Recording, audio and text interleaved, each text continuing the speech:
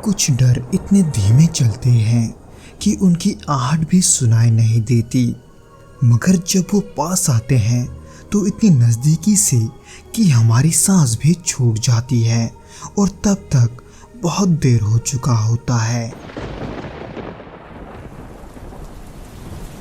ये 1998 की बात है। उस दौरान कोलकाता के उत्तरी हिस्से की पुरानी गलियां अपने आप में किसी बीते वक्त का अजूबा थी।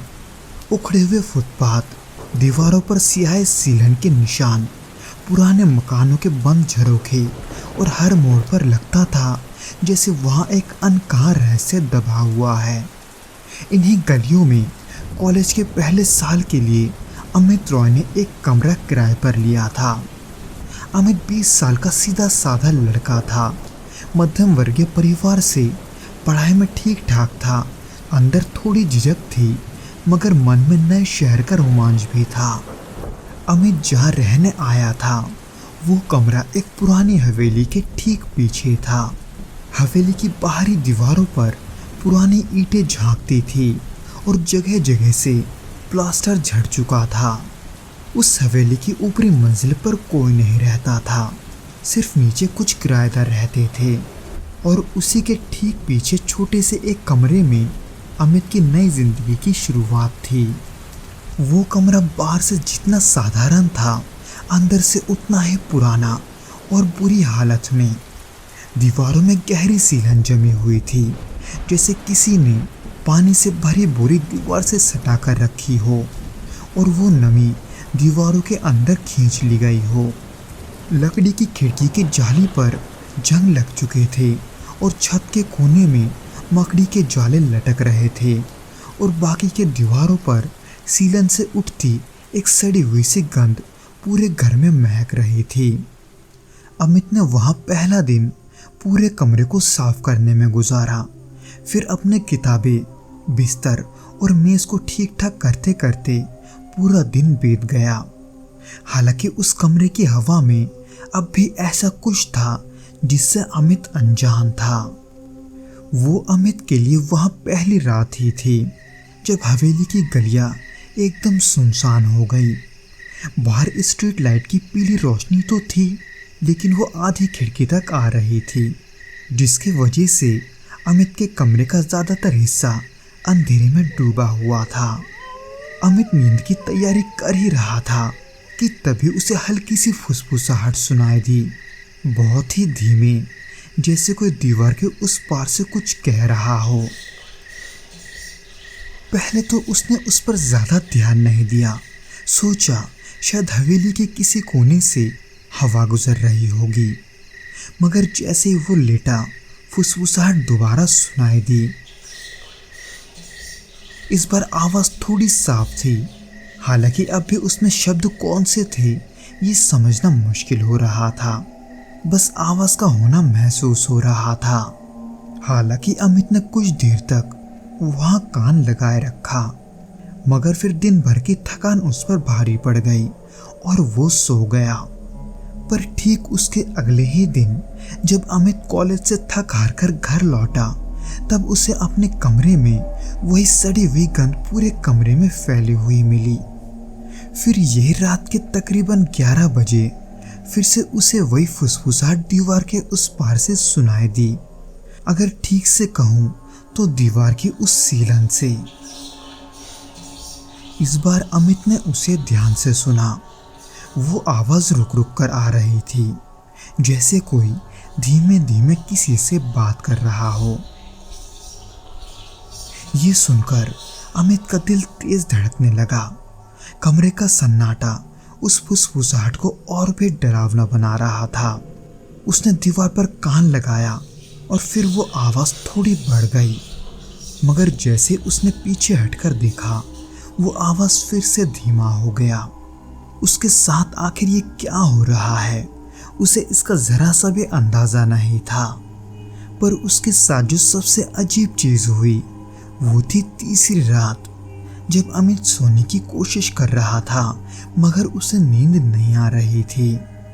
दीवार की सीलन से फिर से वही फुसफुसाहट आई, मगर अब इतनी तेज कि कमरे के दूसरे कोने तक सुनाई देने लगी थी।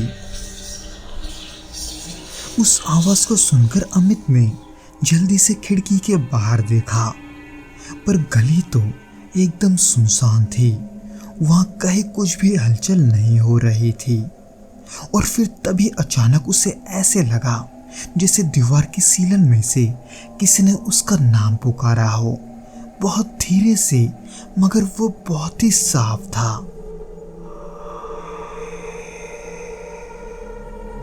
ये सुनते ही अमित की दिल की धड़कन तेज हो गई और बदन में झुरझुरी छा गई। उसे लगा कमरे में कोई और भी है, इसलिए उसने तुरंत कमरे की लाइट जलाई, मगर कमरे में कोई नहीं था सिवाय उस सीलन और उन जालों के। ये सब देखकर अमित की नींद आंखों से गायब हो चुकी थी। हालांकि उसके अगले दिन अमित ने कमरे का कोना कोना देख डाला। दीवार के उस हिस्से पर उंगली से दबाकर देखा जहां से आवाज आती थी। वो दीवार अमित को थोड़ी नरम सी लगी, जैसे नमी ने उसे खोखला कर दिया हो। इसलिए उसने खुर्ची से हल्की सी खुरचाई की, पर अंदर बस सीलन और उखड़ा हुआ प्लास्टर निकला। ये देखकर अमित अब और भी परेशान हो चुका था। खैर, इन सब के बाद रात दोबारा आई और तब दीवार के पीछे से अचानक दस्तक की हल्की सी आवाज सुनाई दी। धप धप वाली आवाज, जैसे कोई जोर जोर से दीवारों को पीट रहा हो। अचानक सीलन के उस हिस्से से आते हुए आवाज को सुनकर अमित के बदन में सिहरन दौड़ गई। अमित अपनी सांसें रोक रोक कर वो आवाज सुनता रहा। वो दस्तक रोक रोक कर आ रही थी। फिर कुछ पल के बाद दीवार के उस हिस्से पर, यानी कि सीलन के बीच में, उसे किसी के उभरे हुए चेहरे का आभास हुआ। ये देखकर अमित को यकीन नहीं हुआ, इसलिए अमित ने अपनी आंखें मलकर देखी, मगर वो आकृति अब भी वही था। वो मिट्टी की तरह था, मगर साफ। एक चेहरा, उसकी आंखें बंद और होठ भींचे हुए। खिड़की से आती हल्की पीली रोशनी में वो चेहरा अमित को लगभग दिख ही रहा था, पर उसे साफ देखने की कोशिश में अमित ने जल्दी से लाइट ऑन की, मगर रोशनी के दीवारों पर पड़ते ही वहां का चेहरा न जाने कहां गायब हो गया। पर जैसे अमित ने दोबारा लाइट बंद किया, वो चेहरा फिर से उभर आया। अमित उस रात पूरी तरह से जागता रहा। उसका बदन पसीने से भीग गया था। हर बार वो जब भी आंखें बंद करता तो लगता जैसे वो चेहरा खुली आंखों से उसे घूर रहा है। अमित का मन हुआ कि वो वहां से भाग जाए, मगर आधी रात में वो आखिर जाता ही कहाँ। अगली शाम जब अमित कॉलेज से लौटा तो कमरे के अंदर की गंध और तेज हो गई थी, जैसे कोई चीज बहुत ही दिनों से सड़ रही हो। और फिर रात होते ही दीवार के उस हिस्से पर फिर से दस्तक हुई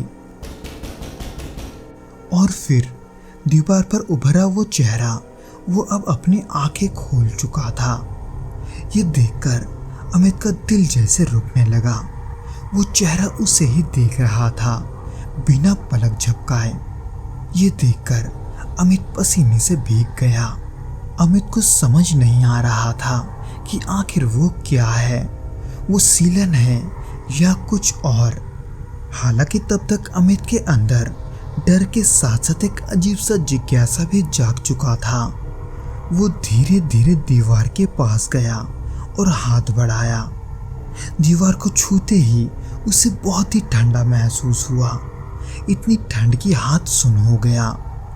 उस रात दीवार की सीलन से सिर्फ फुसफुसाहट की आवाज नहीं आई, बल्कि एक हल्की कर्राने की भी आवाज थी, जैसे कोई अंदर कैद हो और दर्द में हो।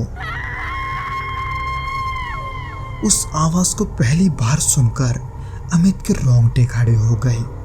वो समझ गया कि दीवार के अंदर कुछ है, इसलिए सुबह होते ही वो मकान मालिक के पास गया। उस घर का मकान मालिक एक बूढ़ा आदमी था, पर उसने अमित के किसी बात पर कोई तवज्जो नहीं दिया। जबकि वही दूसरी तरफ अमित के साथ अजीब अजीब घटनाएं होते जा रहे थे। इसलिए आखिर में अमित ने तंग आकर उस कमरे को छोड़ ही दिया और जब जाते जाते उसने दीवार की तरफ देखा तो चेहरा गायब था। हालांकि वो सिलन अब भी वही थी। तो दोस्तों, इस वीडियो में बस इतना ही। उम्मीद करता हूँ कि आपको ये वीडियो पसंद आया होगा, और अगर आया हो तो प्लीज़ इस वीडियो को लाइक करके इसे अपने दोस्तों को शेयर ज़रूर करना, और हमें कमेंट करके ये ज़रूर बताना कि आपको ये वीडियो कैसा लगा।